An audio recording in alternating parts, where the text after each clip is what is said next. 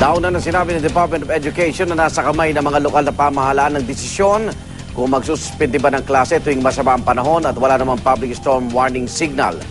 At kaunito mga kasabdal si DILG Secretary Jessie Robredo. Secretary, good morning po.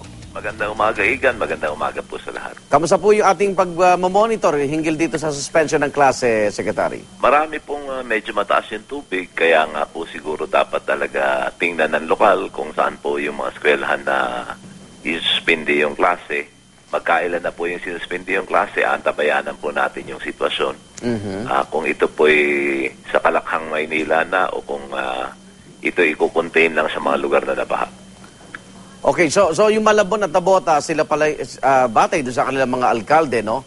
Sila pala yung nag-aabiso. So wala pa ho kayo natatanggap mula sa ibang lungsod?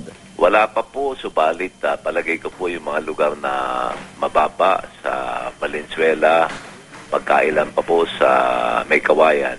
Opo. Pag tuloy-tuloy po yung ulan, palagi ko antabayanan po ito ng ating mga mayor at ng mga superintendent ng DepEd para po kung meron pong pagbabago sa anunsyo magagawa agad. Hindi pwedeng kayong nasa DILG Secretary mag-anunsyo? Una po, hindi namin nakikita ang kabuuan. Mas mainam po at mas epektibo na yung nandun sa lugar, yun po yung magpasya.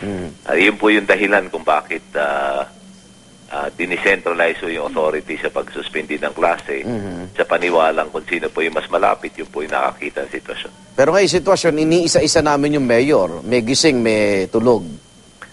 Siguro, Igan, iba-iba yung work habits, pero pag ganito po, dapat sabay-sabay silang gigising ng maaga. Okay, at mas nakita nyo rin yung lugar, ano? At kaya lahat na ahensya ng gobyerno ay tinatawagan na rin po namin. Secretary, meron ba kayong dagdag na announcement po sa mga magulang? Sa akin lang po, kung hindi sigurado, tumawag po sa City Hall o sa munisipyo o kung hindi man po sa eskwelahan mismo. Ayaw po nating wag papasok yung may pasok. Subalit ayaw naman ho natin magambala at maperwisyo yung nagdeklara pong walang pasok at hindi lang nabisuan po yung estudyante. Okay. Salamat po. Salamat din. Good morning, DILG Secretary Jessie Robredo.